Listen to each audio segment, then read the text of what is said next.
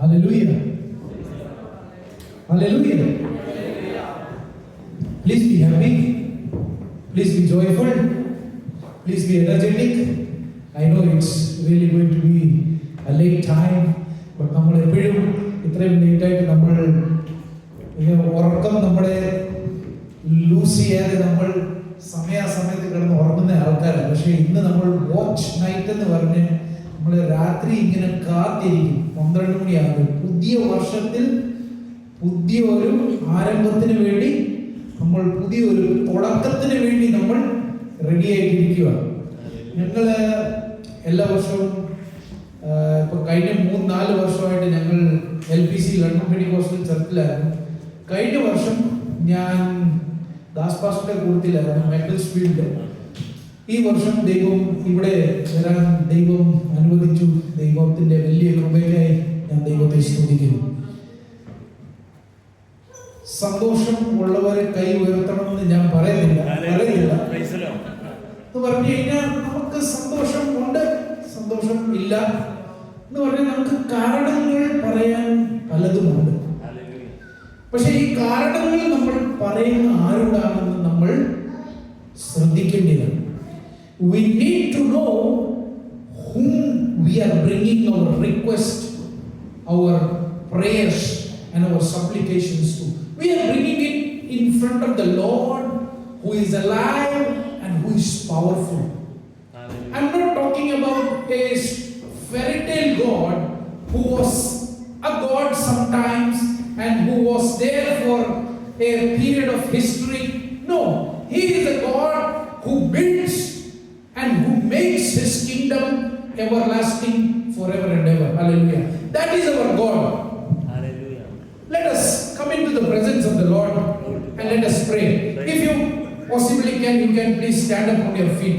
നമുക്ക് എല്ലാവർക്കും നമ്മുടെ അതാത് സ്ഥാനത്തിൽ നമുക്ക് ഒന്ന് എഴുന്നേറ്റ് നിൽക്കാം. നമ്മൾ പ്രാർത്ഥിക്കാൻ പോവാണ്. നമ്മുടെ മനസ്സിനെ ക്രിസ്തുവിൽ മാത്രം സെൻട്രലൈസ്ഡ് ആക്കിക്കൊണ്ട് നമുക്ക് പ്രാർത്ഥിക്കാം. എന്നെ നോക്കണ്ട, നിങ്ങളുടെ അടുത്തിരിക്കുന്ന ആളെ നോക്കണ്ട, നിങ്ങൾ ആരെയും നോക്കണ്ട. നിങ്ങൾ നിങ്ങളുടെ ഹൃദയത്തിൽ നിന്ന് ക്രിസ്തുവിന്റെ സ്നേഹത്തെ ഒന്ന് അനുഭവിച്ചു നോക്കും. എനിക്ക് പറയേണ്ട ആവശ്യമില്ല, നിങ്ങൾ എല്ലാവരും അനുഭവിച്ച ആൾക്കാരാണ്. നമ്മൾ ദൈവസഭയിൽ അല്ലെ കൂട്ടായ്മയിൽ വരുമ്പോൾ ഏറ്റവും കൂടുതൽ ചെയ്യേണ്ട കാര്യമാണ് ദൈവത്തെ സ്തുതിക്കണം. ദൈവത്തെ സ്തുതിക്കണം. ഹല്ലേലൂയ. 4 പാട്ട് പാടുന്നതല്ല സ്തുതി. ഹല്ലേലൂയ.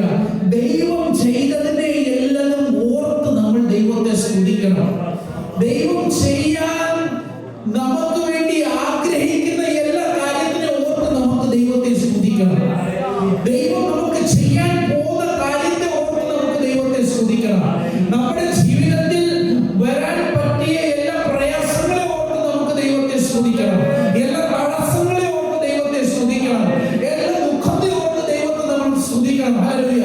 അതുകൊണ്ടാണ് ദൈവവചനം നമ്മളോട് പറയുന്നത്, സന്തോഷമായാലും ദുഃഖമായാലും പ്രയാസമായാലും ഏത് സമയത്തായാലും ദൈവം നമ്മളെ സ്നേഹിക്കുന്നു, ദൈവം നമ്മളെ മാനിക്കുന്നു, ദൈവം നമ്മളെ നടത്തുന്നു. ആ ദൈവം നമ്മളെ അകൽച്ചയുള്ള ഒരു ദൈവമല്ല. പക്ഷെ ആ ദൈവത്തെ നമ്മൾ വിളിക്കുന്നത് പിതാവെന്നാണ്. അബ്ബാ പിതാവേ എന്ന് വിളിക്കുന്ന ആ ദൈവത്തെ നിങ്ങളുടെ ഹൃദയത്തിൽ അംഗത്തിൽ നിന്ന് from the bottom of your heart, let's call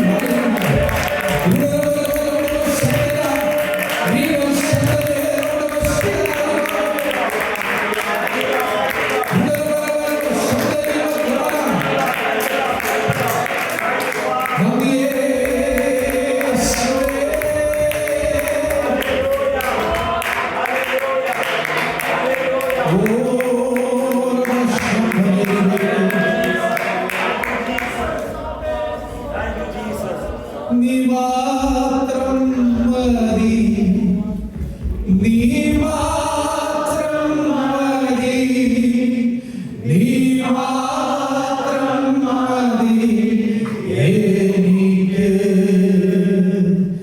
നീ മാത്രം മതി, നീ മാത്രം മതി, നീ മാത്രം മതി എനിക്ക്, യേശു മാത്രം മതി, യേശു മാത്രം മതി, യേശു മാത്രം മതി എനിക്ക്.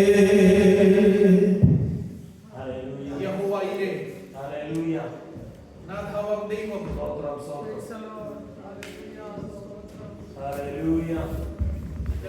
ഞങ്ങളുടെ വിചാരത്തിനേക്കാളും ഉപരിയായി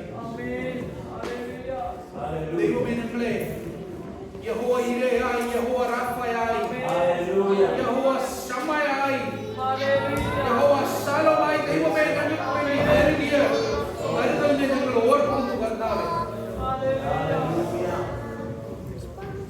അങ്ങില്ലെങ്കിൽ എൻ ജീവിതം ശൂന്യമാണ് കർത്താവേ, അങ്ങില്ലെങ്കിൽ എൻ ജീവിതം ശൂന്യമാണ് കർത്താവേ. അങ്ങേ മാത്രം പിൻപറ്റിക്കൊണ്ട് Lord, just to follow you, Lord, you enable me. You give me your vision, Lord Jesus. You give me your understanding. Lord, let your peace may rest upon our life. Lord, let your joy may rest upon our life. Lord, help us to look on to your glory. Help us to look on to your radiance. Help us to look on to your faithfulness. Help us to look on to your purpose and plans in our life. Lord, we humble ourselves. You have brought us thus far. And we believe, Lord Jesus, that you are going to lead us into your miraculous ways. Lord, those who are standing here, we pray that every one of our hearts, Lord Jesus, may be united by your Spirit. തന്റെ ആത്മാവിനാൽ ഞങ്ങളുടെ ഹൃദയത്തെ ഏകാഗ്രതയോടെ ആക്കി നിർത്തുവാൻ വേണ്ടി ദൈവത്തിന്റെ ആത്മാവിന് ഞങ്ങളുടെ ജീവിതത്തിൽ ഇടപെടാൻ വേണ്ടി ദൈവമേ ഞങ്ങൾ ഞങ്ങളെ തന്നെ സമർപ്പിക്കുന്നു. ഞങ്ങൾ ഞങ്ങളെ താഴ്ത്തി സമർപ്പിക്കുന്നു. തന്റെ വചനം ഇന്ന് ഞങ്ങളോട് സംസാരിക്കണമേ. മാനുഷിക ബുദ്ധിയിലല്ല, പക്ഷെ സ്വർഗീയ സാന്നിധ്യത്തിൽ, സ്വർഗീയ ബുദ്ധിയിൽ ദൈവമേ ഞങ്ങളെ നിറക്കണമെന്ന് ഞങ്ങൾ പ്രാർത്ഥിക്കുന്നു. സ്തുതിയും മഹത്വവും മാനവും ദൈവമേ ഞങ്ങൾ അങ്ങേക്ക് അർപ്പിക്കുന്നു. Lord, we surrender ourselves. In Jesus' name we pray. Amen. Please be seated. ദൈവത്തിന്റെ വലിയൊരു സാന്നിധ്യം നമ്മുടെ നടുവിലുണ്ട്. നമ്മൾ പറയാൻ ആഗ്രഹിക്കുന്നതെല്ലാം ദൈവത്തിന് അറിയാം. പക്ഷെ എന്നാലും എനിക്ക് ഈ എൻ്റെ പിള്ളേർ എനിക്കറിയാം അവർക്ക് എന്തോ വേണ്ടിയ. പക്ഷെ എന്നാലും അവരുടെ ആഗ്രഹം സാധിച്ച് ഞാൻ കൊടുക്കുന്ന നേരം വരെ അവരെന്ത് ചെയ്യും? പറഞ്ഞോണ്ടിരിക്കും.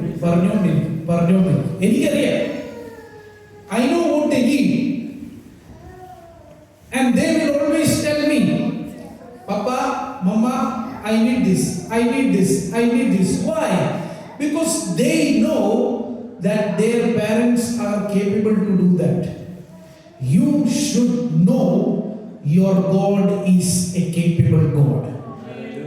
നമ്മൾ അറിയണം നമ്മുടെ ദൈവം എത്ര വലിയവനാണ്. ഹല്ലേലൂയ.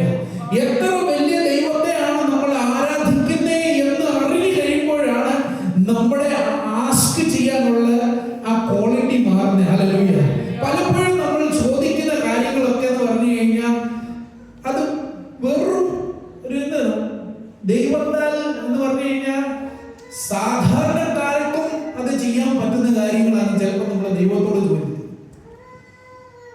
ഒന്ന് ഓർത്ത് നോക്കി, ഒരു സാധാരണക്കാർക്കും ചെയ്യാൻ പറ്റുന്ന കാര്യമാണോ നമ്മൾ ദൈവത്തോട് ചോദിക്കുന്നത്, അതോ അസാധാരണമായ കാരണങ്ങളാണോ നമ്മൾ ദൈവത്തിന്റെ മുന്നിൽ കൊണ്ടുവരുന്നത്? നമ്മൾ പലപ്പോഴും മാനുഷികമായിട്ട് നമ്മൾ ചിന്തിക്കുമ്പോൾ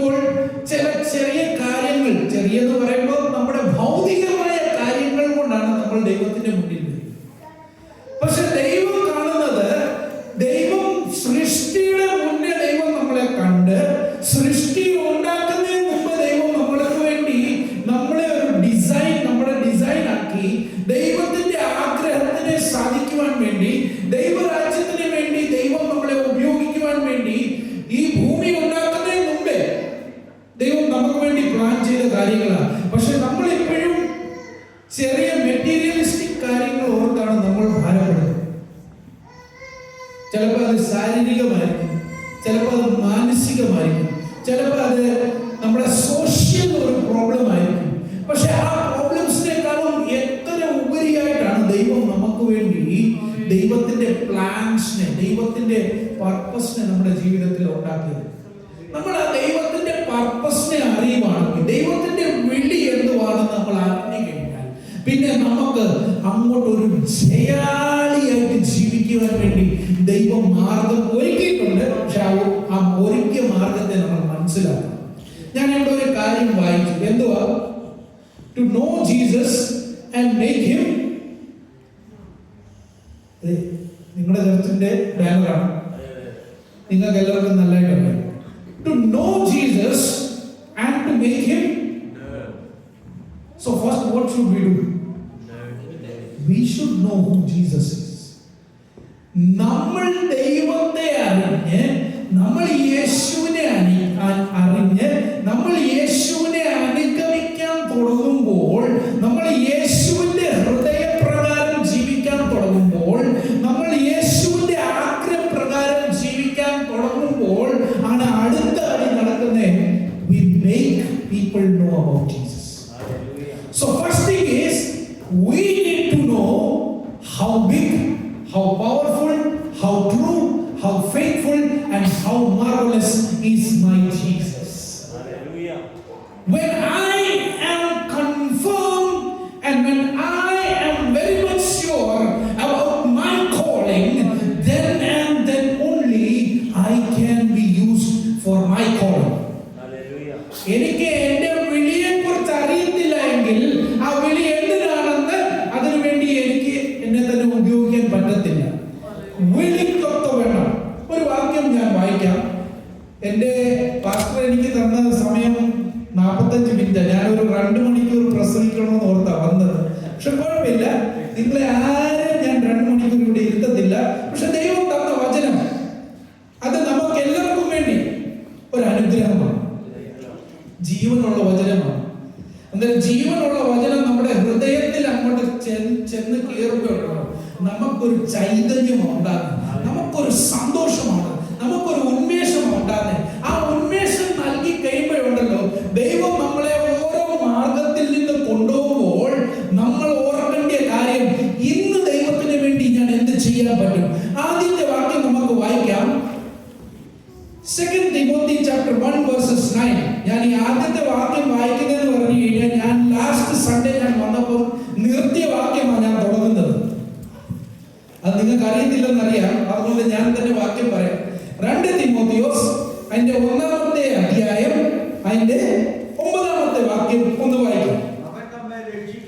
അവൻ നമ്മെ രക്ഷിക്കുകയും വിശുദ്ധ വിളി കൊണ്ട് വിളിക്കുകയും നമ്മുടെ പ്രവൃത്തികൾ നിമിത്തമല്ല,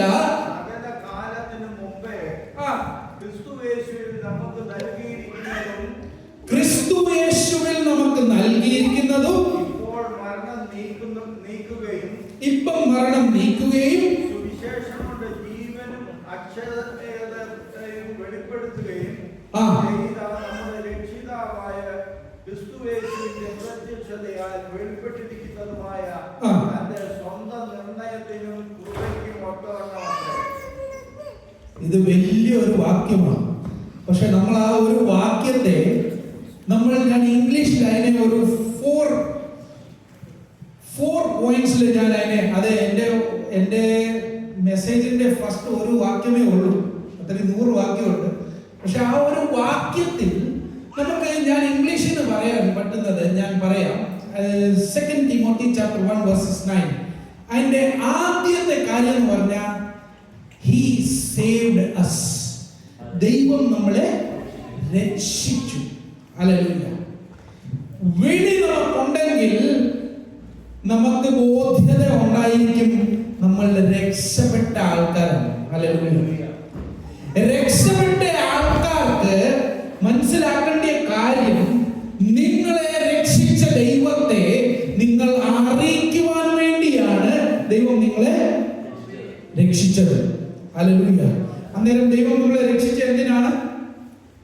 ദൈവത്തിന്റെ രക്ഷയെ കുറിച്ച് അറിയിക്കുവാൻ. ഹല്ലേലൂയ. അല്ലേ നമുക്ക് രോഗത്തിന് സൗഖ്യമാകാനോ നമുക്ക് ബംഗ്ലാവ് കിട്ടാനോ നമുക്ക് അനുഗ്രഹം കിട്ടാൻ വേണ്ടിയല്ല ദൈവം നമ്മളെ രക്ഷിച്ചത്. പല സഭകളും ഇന്ന് ദുരുപദേശം പഠിപ്പിക്കുന്നെന്ന് പറഞ്ഞു കഴിഞ്ഞാൽ നിങ്ങൾ ക്രിസ്തുവിൽ വന്നു കഴിഞ്ഞാൽ നിങ്ങൾക്ക് ഭയങ്കര സമാധാനമുണ്ട്. സമാധാനം എന്ന് പറഞ്ഞു കഴിഞ്ഞാൽ ലോകം തരാത്ത സമാധാനം, അതാ ക്രിസ്തുവിലുള്ളത്. ഹല്ലേലൂയ. ലോകത്തിന് സമാധാനം വേറെയാ എന്ന് പറഞ്ഞാൽ രണ്ടെണ്ണം അടിച്ചു കഴിഞ്ഞാൽ ലോകത്തിന് സമാധാനമാണ്. രണ്ട് കവള് വാതറച്ച് രണ്ട് ചീത്ത പറഞ്ഞു കഴിഞ്ഞാൽ ലോകത്തിന് സമാധാനമാണ്. പക്ഷെ ദൈവം പറയുന്നത് ലോകം തരുന്ന സമാധാനമല്ല ദൈവത്തിന്റെ അടുത്തുള്ളത്. അന്നേരം ആ സമാധാനം അറിയുവാൻ വേണ്ടിയാണ് ദൈവം നമ്മളെ രക്ഷിച്ചത്. ആ സമാധാനം എന്തുവെന്ന് പറഞ്ഞു കഴിഞ്ഞാൽ നമ്മൾ പൗലോസിനോട് ചോദിക്കണം, കാരാഗ്രഹത്തിൽ ഇരുന്നിട്ടും എങ്ങനെ സമാധാനത്തോടെ ഇരിക്കുന്നു? അന്നേരം പുള്ളി പറയും, ആത്മാവിന്റെ വെളിയിൽ വരുമ്പോൾ ഞാൻ ദൈവത്തെ പാടി ആരാധിക്കും, ഞാൻ സ്തുതിക്കും.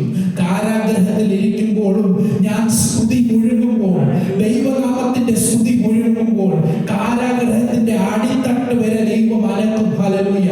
അതാണ് ദൈവത്തിന്റെ സമാധാനം. ഹല്ലേലൂയ.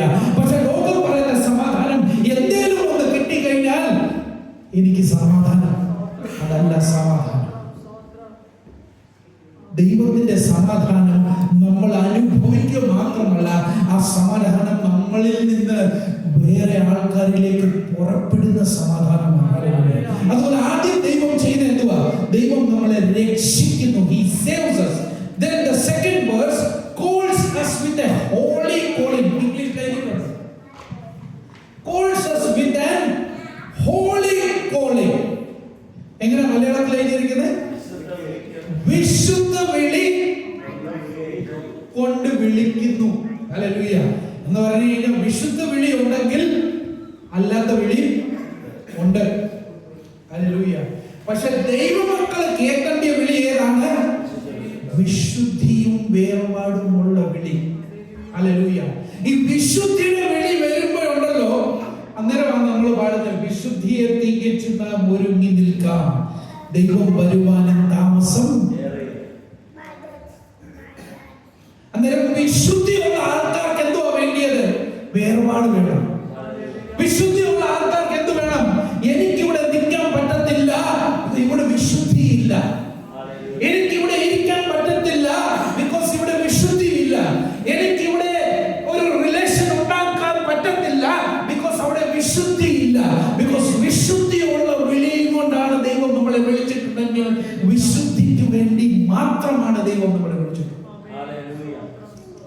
അശുദ്ധിയുള്ള ലോകത്തിലാണ് നമ്മൾ ജീവിക്കുന്നത്. എപ്പോഴും ഞാൻ ചർച്ച മുഖാന്തരാവിലെ ഞങ്ങളുടെ മാത്യു സംഘങ്ങളുണ്ട് എപ്പോഴും പറയും, മീൻ എത്ര കടലിലായി കിടന്നാലും ആ മീൻ ഉണ്ടാക്കാൻ നേരം പിന്നെയും അതിന്റെ പുറത്ത് ഉപ്പിടേണ്ടിയ ആവശ്യമാണ്. എന്ന് പറഞ്ഞു കഴിഞ്ഞാൽ മീനിന് ജീവനുണ്ടെങ്കിൽ അതിന്റെ അകത്ത് ഉപ്പ് അടുക്കത്തില്ല. എത്ര അശുദ്ധി ഉണ്ടെന്ന് പറഞ്ഞാലും ആ മീനിന്റെ അകത്തെ ജീവനുണ്ടെങ്കിൽ ആ അശുദ്ധി കയറത്തില്ല. ജീവനുള്ള വിളി നമുക്ക് കിട്ടിയിട്ടുണ്ടെങ്കിൽ ഈ ലോകത്തിന്റെ അശുദ്ധി കൊണ്ട് വന്ന് നമ്മളെ ശുദ്ധിയുള്ള ദൈവത്തെ എങ്ങനെ ആരാധിക്കാൻ പറ്റും? പക്ഷെ എന്നാലും അവൻ നമ്മളെ വിടുവിക്കുന്ന ദൈവമാണ്. എന്നാലും അവൻ നമ്മളെ മാനിക്കുന്ന ദൈവമാണ്. എന്നാലും കൃപയുള്ള ദൈവം വിശുദ്ധിയുടെ സാന്നിധ്യത്തിൽ നമ്മൾ വരുമ്പോൾ അവനെ നോക്കി ആണ് നമുക്ക് വിശുദ്ധി നൽകുന്നത്. എങ്ങനെ? ദൈവം നോക്കുന്നത് നിന്നെയോ എന്നെയല്ല, പക്ഷെ നമ്മളെ മറച്ചു വെച്ചിരിക്കുന്ന ക്രിസ്തുവിന്റെ സാന്നിധ്യത്തെയാണ് ദൈവം നോക്കുന്നത്. ആ ക്രിസ്തുവിന്റെ ആ വിശുദ്ധിയെ നോക്കിയിട്ടാണ് ദൈവം നമ്മളെ ക്ഷമിക്കുന്നത്. ക്രിസ്തുവിന്റെ ആ സമാധാനം, ക്രിസ്തുവിന്റെ ആ കരുതൽ നോക്കിയിട്ടാണ് ദൈവം നമ്മളെ ക്ഷമിക്കുന്നത്. നമ്മൾ വിശുദ്ധന്മാരായിട്ടില്ല, പക്ഷെ ക്രിസ്തുവിനെ ധരിച്ചിട്ടുണ്ടെങ്കിൽ ദൈവം ക്രിസ്തുവിന്റെ വിശുദ്ധി നമ്മുടെ ജീവിതത്തിൽ കാണും. ഇത് ഞാനല്ല പറഞ്ഞത്, വചനത്തിൽ എഴുതിയിട്ടുണ്ട്. അതുകൊണ്ടാണ് പൗലോസ് എഫേസ്യ ലേഖനത്തിൽ എഴുതിയിരിക്കുന്നത്, നിങ്ങൾ ക്രിസ്തുവിനെ എന്ത് ചെയ്യണം? ധരിക്കണം. വിശുദ്ധിക്ക് വേണ്ടി ക്രിസ്തുവിനെ ധരിക്കണം. സമാധാനത്തിന് വേണ്ടി ക്രിസ്തുവിനെ ധരിക്കണം. ക്രിസ്തുവിനെ ക്രിസ്ത്യാനി എന്ന് പറഞ്ഞിട്ട് കാര്യമില്ല.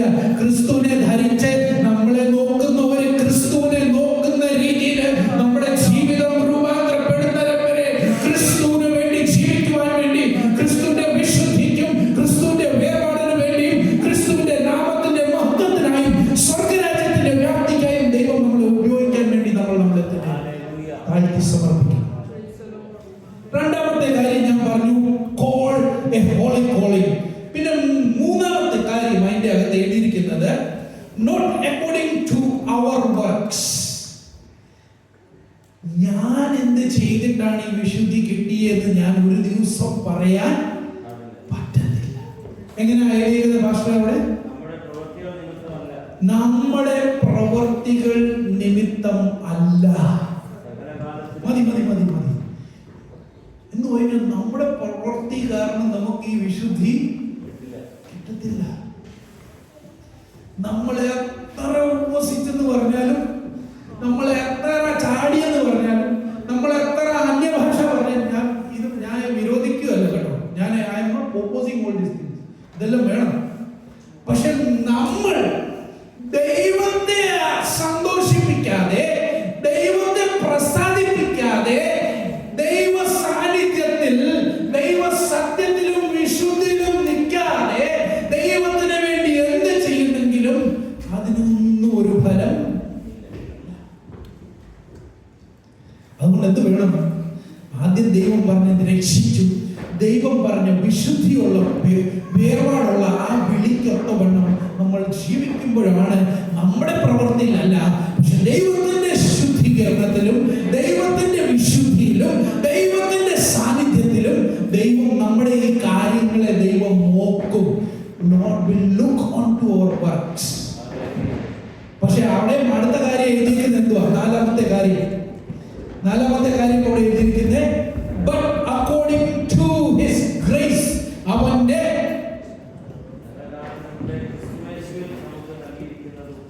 ക്രിസ്തുയേശുവിൽ നമുക്ക് നൽകിയിരിക്കുന്ന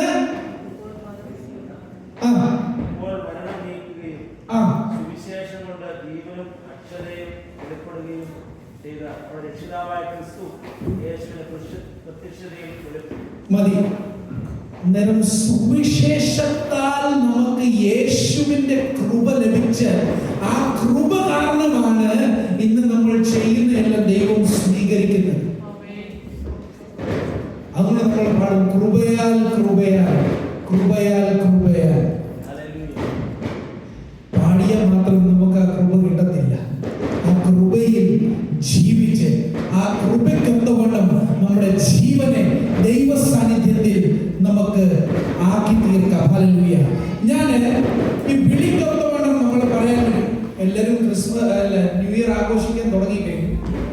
അന്നേരം നമ്മൾ ഇവിടെ ദൈവവചനം കേട്ടോണ്ടിരിക്കാൻ ശ്രദ്ധിച്ച് കേൾക്കണം. പിള്ളേർ എന്തൊക്കെ ചെയ്യുന്നത് അവരെ വിട്ടേക്കും. നമ്മൾ ശ്രദ്ധിച്ച് ഇവിടെ കേൾക്കാം. ആദ്യത്തെ എന്റെ point, God has called us. ദൈവം നമ്മളെ വിളിച്ചു. From where did God call us? Or what is the duration of God calling us? അതിന്റെ ആദ്യത്തെ വാക്യം ഒന്ന് വായിക്കാം. Ephesians chapter 1 verses 4 and 5. എഫേസ്യ ലേഖനം 1-ാമത്തെ അധ്യായം 4-5 വാക്യം വായിക്കാം.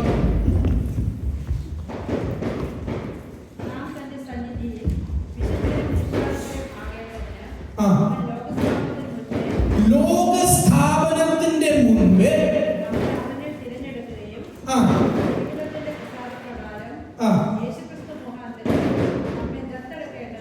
നമ്മെ ദത്തെടുക്കേണ്ടതിന്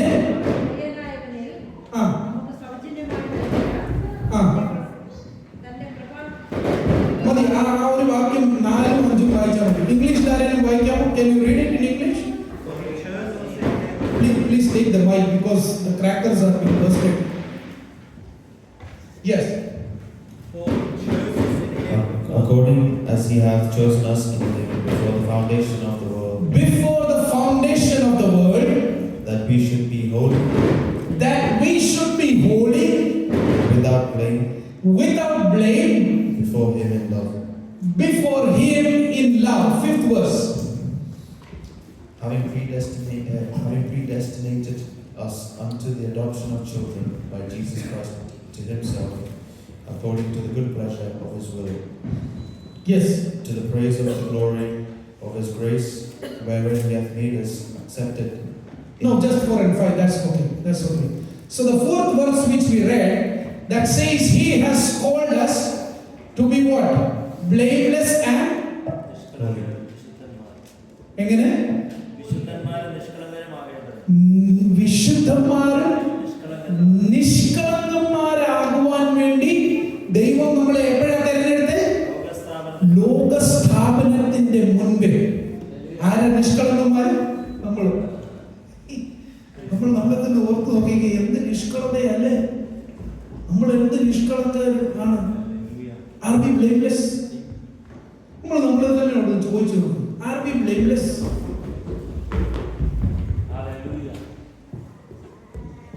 എങ്ങനെയാ നമുക്ക് ഈ നിഷ്കളങ്കത വന്ന നമ്മുടെ ജീവിതത്തിൽ? ക്രിസ്തു മുഖാന്തരം. ആ ക്രിസ്തു, ഈ വാക്യം വായിക്കുമ്പോൾ നമ്മുടെ ഹൃദയത്തിൽ ആദ്യം വരേണ്ട എന്തുവാ? അവനില്ലെങ്കിൽ എൻ ജീവിതം വെറും ശൂന്യം. ആ ക്രിസ്തു ഇല്ലെങ്കിൽ നമ്മുടെ ജീവിതത്തിൽ കറ പറ്റാത്ത ജീവിതമാകാൻ പറ്റത്തേയില്ല. പക്ഷെ നമ്മുടെ കറകളെ നീക്കുവാൻ തക്കവണ്ണം ആ സ്നേഹം ക്രൂശിന്മേൽ ചൊരിഞ്ഞുകൊണ്ടാണ് നമ്മളോട് ദൈവം പറയുന്നത്. എപ്പോഴാ? ലോകസ്ഥാപനത്തിന്റെ മുൻപേ ഞാൻ നിങ്ങളെ കണ്ടു. എങ്ങനെയാ? നിഷ്കളതയിലും നിർമ്മലം. കണ്ടില്ലേ? നമ്മൾ വിചാരിക്കുന്നത് നമ്മൾ വിശ്വസിച്ചിട്ടാണ് ദൈവത്തെ അറിഞ്ഞത്. പക്ഷെ John 14:15 we read, John 15:16 we read what? You did not choose me but I chose you and appointed you. നീ തിരഞ്ഞെടുത്തതല്ല, ഞാൻ നിന്നെ തിരഞ്ഞെടുത്തതാണ്. ഇന്ന് നമ്മൾ ഇവിടെ ആയിരിക്കുന്നതുണ്ടല്ലോ, അത് ഒരു ആക്സിഡന്റ് അല്ല. നമ്മളിവിടെ ആയിരിക്കുന്നത് അവൻ നമുക്ക് വേണ്ടി ത്യാഗം സഹിച്ച് നമ്മളെ വിശുദ്ധിയിലാക്കുവാൻ വേണ്ടിയാണ് അവൻ നമ്മളെ എന്ന് പറയുമ്പോൾ നമ്മൾ വിചാരിക്കും ലോകത്തിൽ നമ്മളെ ഉള്ള വിശുദ്ധന്മാർ വേറെ ആരുമില്ലേ? ദൈവം എല്ലാ മനുഷ്യജാതി, എല്ലാ മാനവജാതിക്ക് വേണ്ടി ദൈവം വിശുദ്ധിയും വേർപാടും നൽകിയിട്ടുണ്ട്. ഞാൻ ഒത്തിരി പ്രാവശ്യം പറയാറുണ്ട്, ഞാൻ എസ്പെഷ്യലി ഞങ്ങൾ മാഞ്ചസ്റ്ററിൽ വന്നു, ഇത് ഞങ്ങളുടെ ഒരു അനുഭവമാണ്. ഒത്തിരി പേര്, എസ്പെഷ്യലി ഞങ്ങള് യാക്കോബ, മർത്തോമ, റോമൻ കാത്തലിക്, വിഭിന്ന ഓർഗനൈസേഷന്റെ ആൾക്കാരെ ഞങ്ങൾ കാണുമ്പോൾ ഏറ്റവും ആദ്യത്തെ ക്വസ്റ്റ്യൻ ഞങ്ങളോട് നോക്കണം, നിങ്ങൾ ഇങ്ങോട്ട് നോക്കിയാൽ ഏറ്റവും ആദ്യത്തെ ക്വസ്റ്റ്യൻ ഞങ്ങളോട്, ഈ പെന്തിക്കോസ്തുകാരെ എന്താ ഇങ്ങനെ? അവിടെയും പെന്തിക്കോസ്ത്, ഇവിടെയും പെന്തിക്കോസ്ത്, മറ്റേതും പെന്തിക്കോസ്ത്, നിങ്ങൾ തന്നെ അത്രയും പേരാണ്. അന്നേരം ഞാൻ പഠിച്ചത് അല്ല, വേദപുസ്തകം പഠിപ്പിക്കുന്ന പെന്തിക്കോസ്ത് സഭ എന്നുള്ള ഒരു സഭ വേദപുസ്തകത്തിലില്ല. ഉണ്ടോ?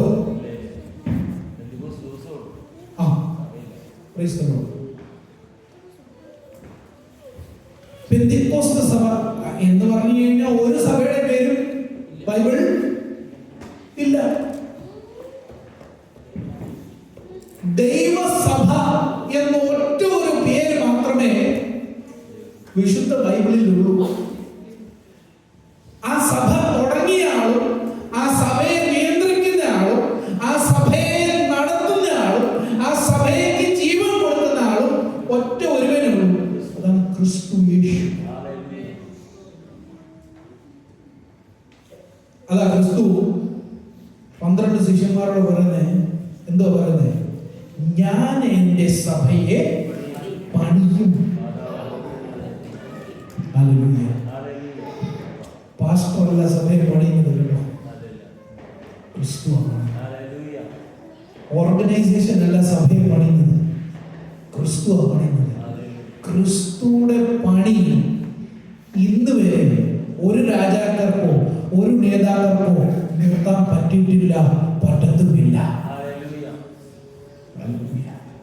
നിങ്ങളെ എന്നെ ഈ സഭയിലാക്കിയിരിക്കുന്നത് ആ ക്രിസ്തു, ജീവനുള്ള ക്രിസ്തു ഉള്ളതുകൊണ്ടാണ്. ഹല്ലേലൂയ. ആ ജീവനുള്ള ക്രിസ്തു നമ്മളെ നടത്തുന്നതുകൊണ്ടാണ് ഇന്ന് നമ്മൾ ക്രിസ്തുവിന്റെ മണവാട്ടിയാകുന്ന സഭ എന്ന് പറഞ്ഞ് നമ്മൾ ലോകത്തെ അറിയിക്കാൻ അഭിമാനപ്പെടുത്തി ക്രിസ്തുവിന്റെ മണവാട്ടി. ഞാനിവിടെ ഇന്ന് ആരാധിക്കാൻ, ഞാൻ എപ്പോഴും ആരാധിക്കുമ്പോൾ, ആരാധിക്കുന്ന പറയുമ്പോൾ മൊത്തം ആരാധന, എസ്പെഷ്യലി ഞാൻ പാട്ട് പാടി ആരാധിക്കുമ്പോൾ ഞാൻ എൻ്റെ ദുഃഖങ്ങളെയും പ്രയാസങ്ങളെയും മറക്കാറുണ്ട്. എന്ന് പറഞ്ഞു കഴിഞ്ഞാൽ ഒരു മണവാട്ടി മണവാളന്റെ മുന്നിൽ എങ്ങനെ ഇരിക്കുന്നത്, ആ ഹൃദയത്തിലുള്ള ആനന്ദം, ആ ഹൃദയത്തിലുള്ള സന്തോഷം, ആ ഹൃദയത്തിലുള്ള ആഗ്രഹങ്ങൾ ഒരു മണവാട്ടിക്കുള്ളത് ഇന്നത്തെ സഭയ്ക്ക് ആരാധനയിലുണ്ടോ എന്ന് നമ്മൾക്ക് ചോദിക്കേണ്ട ആവശ്യമാണ്. സഭ ക്രിസ്തുവിന്റെ മണവാട്ടി എന്ന് നമ്മൾ അറിയപ്പെടുന്ന ഈ സഭയിൽ നമ്മളെ കാണുമ്പോൾ, നമ്മുടെ ജീവിതത്തെ കാണുമ്പോൾ, നമ്മുടെ ദുഃഖവും പ്രയാസവും പരിതാപവും എല്ലാം കാണുമ്പോൾ ലോകക്കാർ ചോദിക്കുന്ന ഇതാണോ സഭ?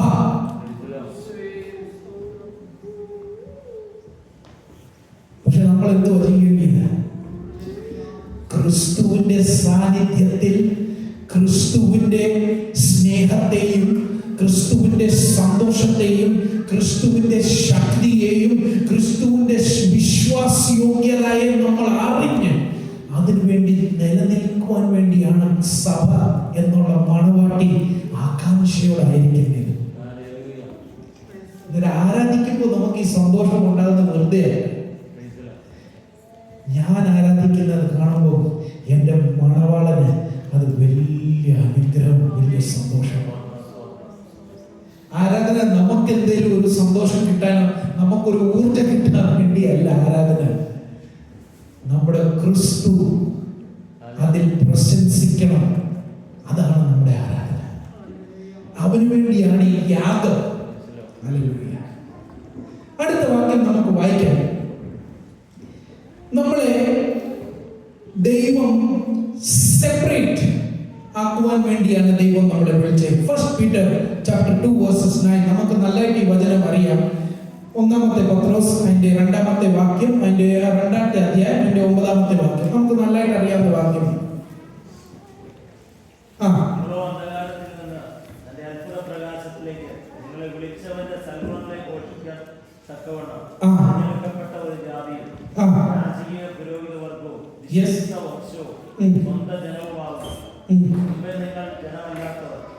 മുമ്പേ നിങ്ങൾ ജനമല്ലാത്തവർ, ഇപ്പോഴോ ദൈവത്തിന്റെ ജനം. മതി. അതിന്റെ തുടക്കത്തിൽ വായിച്ചത് എന്തുവാണെന്നറിയാം? മുമ്പേ നമ്മൾ എവിടെയായിരുന്നു? അന്ധകാരത്തിലായിരുന്ന നമ്മളെ ദൈവം തന്റെ അത്ഭുത പ്രകാശത്തിലേക്ക് കൊണ്ടുവന്നു. വിളിച്ചത് എവിടുന്ന്? എങ്ങോട്ടേക്കാ? അന്ധകാരത്തിൽ നിന്ന് പ്രകാശത്തിലേക്കാണ് ദൈവം നമ്മളെ വിളിച്ചത്. ഹല്ലേലൂയ.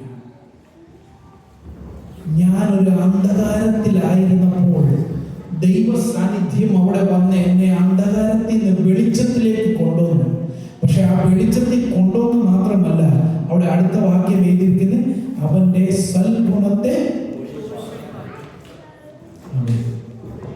അതിനാണ് ദൈവസഭ ദൈവമാക്കിയിരിക്കുന്നത്. നമ്മൾ ഈ സൽഗുണം എവിടെയാണ് നമ്മൾ പ്രദർശിപ്പിക്കുന്നത്? അല്ലെ, നമ്മൾ സൽഗുണ പ്രവർത്തികൾ ചെയ്യുന്ന ആൾക്കാരാണ്. എവിടെയാണ് നമ്മൾ ഇത് പ്രവർത്തിക്കുന്നത്? ഇതിന്റെ ഒരു ആൻസർ ഈ 2026 ഉണ്ടായാൽ ഈ സഭയിൽ വരുന്ന ഒരു വിടുതലുണ്ട്. സഭ ഞാൻ പറഞ്ഞ നമ്മുടെ സഭയല്ല, ക്രിസ്തുവിന്റെ സഭയാണ്. ക്രിസ്തു അതിനെ പണിഞ്ഞിരിക്കുന്നുണ്ട്. ക്രിസ്തു ഇതിനു വേണ്ടി ചെയ്യാനുള്ള എല്ലാം ചെയ്തിട്ടുണ്ട്. പക്ഷേ ക്രിസ്തു ഈ സഭയിൽ എന്നെ നിങ്ങളെ ആക്കിയിട്ടുണ്ടെങ്കിൽ ആ സഭ കാണിക്കേണ്ടത് എന്തുവാ? ക്രിസ്തുവിന്റെ സൽഗുണം ലോകത്തെ അറിയിക്കണം. ഇവിടെ ഇരുന്ന് നമ്മൾ ഒത്തിരി പ്രാർത്ഥിക്കുന്നു, ഇവിടെ ഇരുന്ന് നമ്മൾ ഒത്തിരി ഉപവസിക്കുന്നു. പക്ഷെ ഇനി എങ്ങോട്ടാണ് നമുക്ക് ചെല്ലേണ്ടത്? അന്ധകാരമുള്ളിടത്ത്, അന്ധകാരമുള്ളിടത്താണ് നമുക്ക് പോകേണ്ടത്. ഹിന്ദിയിൽ ഒരു പാട്ടുണ്ട്, കോൻ ജായേ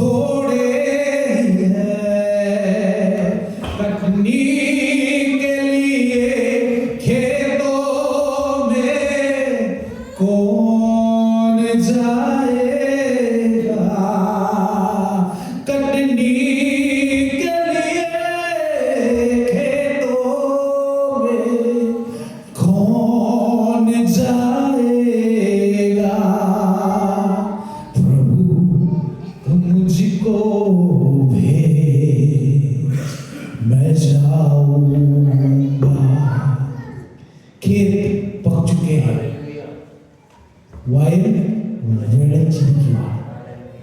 അതിനാരും പോകുമോ?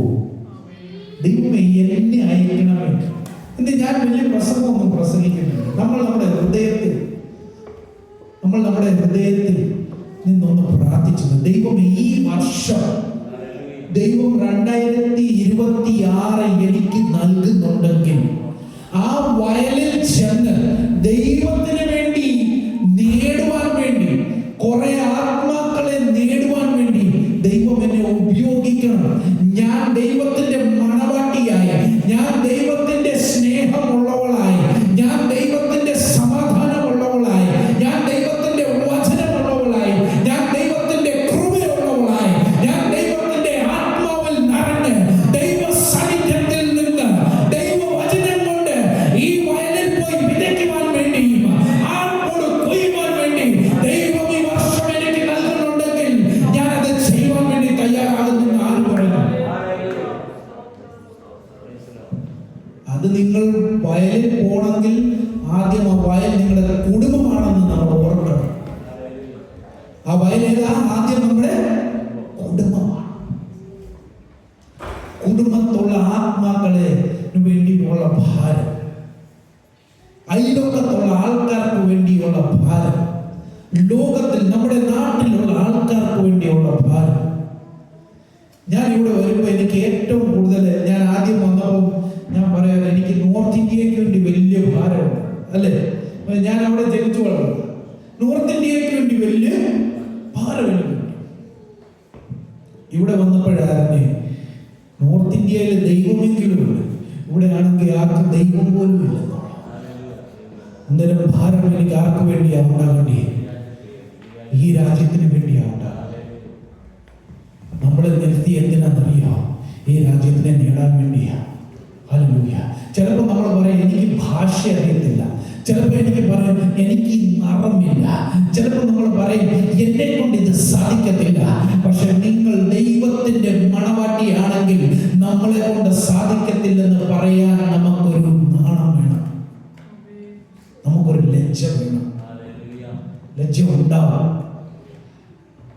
നമ്മൾ ജീവനുള്ള ദൈവത്തെയാണ് ആരാധിക്കുന്നത്.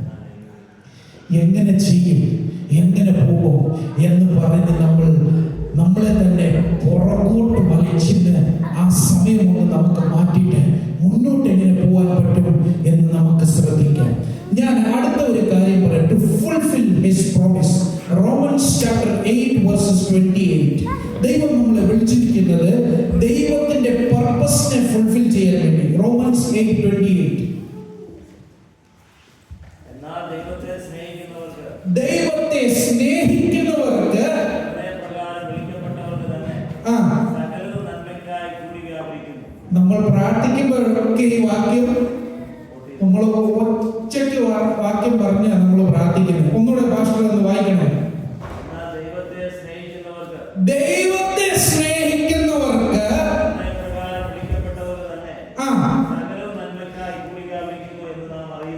സകലത്തിലും എങ്ങനെ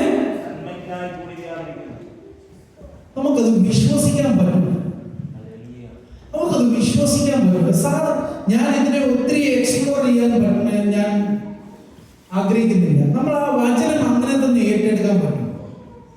സകലത്തിലും ദൈവം എന്തോ ചെയ്യാൻ പോകുന്നത്? നന്മയ്ക്കായി ചെയ്യാൻ പോവാ. അത് നമുക്ക് ഏറ്റെടുക്കാൻ പറ്റും.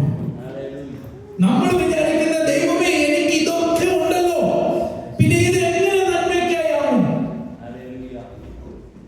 പക്ഷെ ദൈവം വിളിച്ചവനോട് പറയുന്നത് എന്റെ ഉപദേശം നിന്റെ ജീവിതത്തിൽ എന്തുവാണ്? What is my purpose in your life? My purpose is that in everything, whether it is good or bad. ഇംഗ്ലീഷിൽ അതിനെ ഒന്ന് വായിച്ചേ. Can you read it? Okay, I will. And when we know that all things work together for the good to them that loves God, to them who are called according to his purpose. ദൈവം ഒരു പർപ്പസിന് വേണ്ടി നമ്മളെ വിളിച്ചിട്ടുണ്ടെങ്കിൽ ദൈവത്തിന്റെ plan എല്ലാത്തിലും നമ്മളെ അനുഗ്രഹിക്കണം എന്നുള്ളതാണ്. പക്ഷെ ആ എല്ലാ കാര്യങ്ങളും അനുഗ്രഹമാകണമെങ്കിൽ നമ്മൾ ആ ദൈവത്തിന്റെ പർപ്പസിലായിരിക്കണം. ദൈവത്തിന്റെ പർപ്പസിലല്ലെങ്കിൽ നമ്മൾ വെറുതെ ഈ വാക്യം പറഞ്ഞ് കുറെ പ്രാർത്ഥിക്കും. പക്ഷെ നമുക്കറിയത്തില്ല നമ്മൾ വെളിയിൽ നിന്നാ പ്രാർത്ഥിക്കുന്നത്. പക്ഷെ ദൈവത്തിന് വേണ്ടിയത് നമ്മൾ ദൈവത്തിന്റെ ഉപദേശത്തിൽ നിന്ന്, ദൈവത്തിന്റെ ആഗ്രഹത്തിൽ നിന്ന് നമ്മൾ പ്രാർത്ഥിക്കാം. സകലത്തിലും ദൈവത്തിന്റെ കൃപ ഞങ്ങൾ കാണും. നമ്മളൊരു വർക്ക് ദൈവം തന്നിട്ടുണ്ടെങ്കിൽ ആ വർക്ക് ചെയ്യാതെ നമ്മൾ വെളിയിൽ നിന്ന് പറയുക, we are outside standing and saying, God, you are going to do everything good. No, God wants you to be in the purpose and ask God, now you do everything for me because I am in your purpose. Hallelujah. I am in your calling. നമ്മൾ ഒത്തിരി പ്രാവശ്യം കോളിംഗിൽ നിന്ന് ദൂരെ നിന്നാണ് നമ്മൾ ദൈവത്തോട് പറയുന്നത് ഇതൊക്കെ നടക്കണം. Let us come into the purpose. ദൈവത്തിന്റെ ആ ഹിതത്തിനായി, ആ ഹിതത്തിൽ നമ്മൾ വരാൻ നമ്മൾ ശ്രമിക്കുക. ഇത് ശ്രമിക്കാത്തവരൊന്നും ബൈബിളിലില്ല. ബൈബിളിൽ എഴുതിയിരിക്കുന്ന എല്ലാ ആൾക്കാരും ദൈവത്തിന്റെ ആ പർപ്പസിന് വേണ്ടി ശ്രമം ചെയ്തത് മാത്രമല്ല, പക്ഷെ അവരുടെ ശ്രമമെല്ലാം ദൈവം അതാത് സമയത്ത് അവരെ നിർത്തി, അവരെ മാനിച്ച്, അവരെ ദൈവം അവരുടെ ജീവിതകാലം വരെ അവരെ ദൈവം ഉപയോഗിച്ചിട്ടുള്ളതാണ്. നമ്മളെ വിളിച്ച ദൈവം നമ്മുടെ ഒരു ദിവസത്തിനോ 2 ദിവസത്തിനോ വേണ്ടിയല്ല നമ്മളെ വിളിച്ചിരിക്കുന്നത്. ഒരു ജീവിതകാലം മൊത്തം, അതല്ല ഞാൻ പറയുന്നത്, ഒരു ഇറ്റർണിറ്റിക്ക് വേണ്ടിയാണ് ദൈവം നമ്മളെ വിളിച്ചിരിക്കുന്നത്. ഇന്ന് ഞാൻ ഒരു കോട്ട് ഇങ്ങനെ എഴുതുകയാണ്. അന്നേരം അത് just let me read that.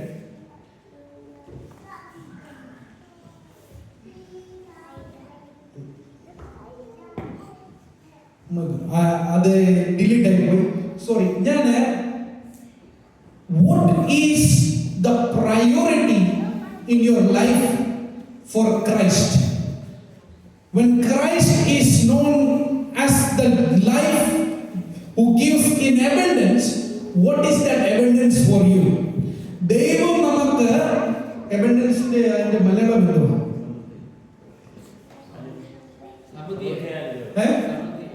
സമൃദ്ധിയായ ജീവൻ ദൈവം നമുക്ക് നൽകുന്നു എന്നുള്ള കാര്യം നമ്മൾ അറിയുന്നുവെങ്കിൽ ആ സമൃദ്ധി നമുക്ക് വേണ്ടി എന്തുവാ എന്നുള്ള ഒരു ക്വസ്റ്റ്യൻ എന്റെ മുന്നിൽ വന്നു.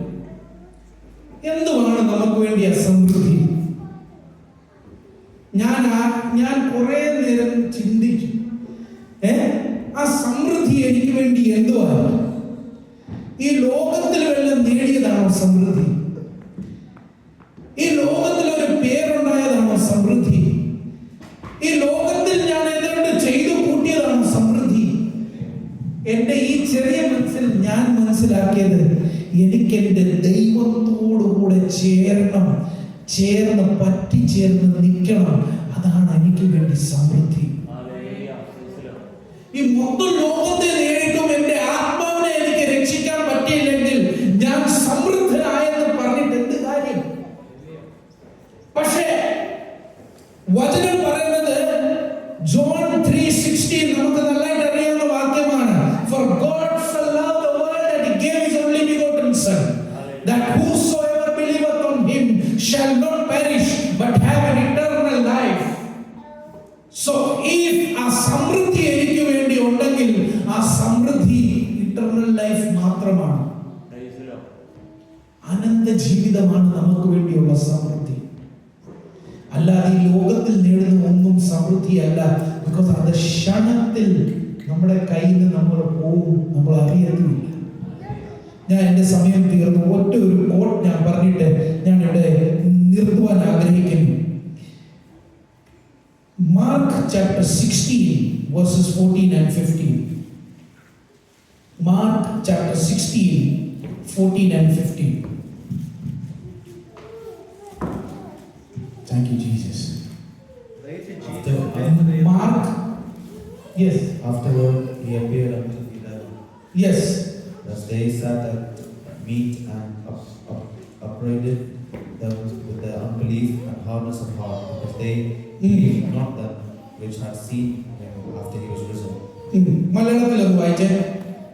മാർക്ക് 16:14-15. ഇന്നത്തേതിൽ 11 ഭക്ഷണത്തിലിരിക്കുമ്പോൾ അവൻ അവർക്ക് പ്രത്യക്ഷനായി. 11 പേരെ ഉള്ളൂ, ഒരാള് പോയി.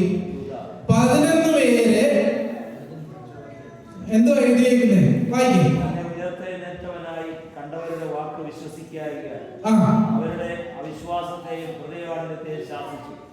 പിന്നെ അവൻ അവരോട്, നിങ്ങൾ ഭൂലോകത്തിലൊക്കെയും പോയി സകല സൃഷ്ടിയോട് സുവിശേഷം പ്രസംഗിക്കും. വിശ്വസിക്കുകയും സ്നാനമേൽക്കുകയും ചെയ്യുന്നവർ രക്ഷിക്കപ്പെടും. മതി, വിശ്വസിക്കാത്തവർ മതി. 3.5 വർഷം ക്രിസ്തുവിന്റെ പിന്നെ നടന്ന ആളാ.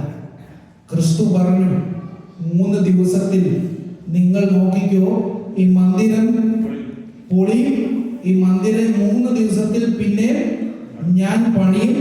അവർക്ക് ഇതെല്ലാം കാര്യങ്ങൾ മനസ്സിലാക്കി കൊടുത്തിട്ടും ക്രിസ്തു മരിച്ചു ഉയർത്തെഴുന്നേറ്റ കാര്യം അവരെ വിശ്വസിക്കുന്നില്ല. അവരെ വിശ്വസിക്കുന്നില്ല. അവിശ്വാസം കാരണം ക്രിസ്തു എന്തോ ചെയ്യുന്നത്? അവരെ ശാസിച്ചു. ഹല്ലേലൂയ. ഈ ലോകത്തിൽ ഒത്തിരി ആൾക്കാർ പറയുന്നുണ്ട്, എസ്പെഷ്യലി ഈ രാജ്യം, ക്രിസ്തു ഉയർത്തെഴുന്നേറ്റിട്ടില്ലെന്ന്. പക്ഷേ ഉയർത്തെഴുന്നേറ്റ് കഴിഞ്ഞ് ക്രിസ്തു ചെയ്തതെന്തോ? ശാസിച്ചു. അവരോട് പറഞ്ഞു, ഇനി ഇവിടെ ഇരിക്കല്ലേ, നിങ്ങളെ വിളിച്ചത് ഞാൻ ഇരിക്കാനല്ല, പോയി എല്ലാ രാജ്യത്തിലും പോയി ദൈവത്തിന്റെ സുവിശേഷം അറിയാനും സ്വർഗരാജ്യം അടുത്തിരിക്കുമെന്ന് അറിയിക്കുവാൻ വേണ്ടിയാണ് നിങ്ങളെ ഞാൻ അയച്ചിരിക്കുന്നത്. പോയി ആത്മാക്കളെ നേടാൻ. Let's close our eyes and let us pray. God has called us to go. And this church is very special. This church is very special because God has a plan for you. ദൈവത്തിന് നിങ്ങളിൽ വലിയൊരു ഉദ്ദേശമുണ്ട്.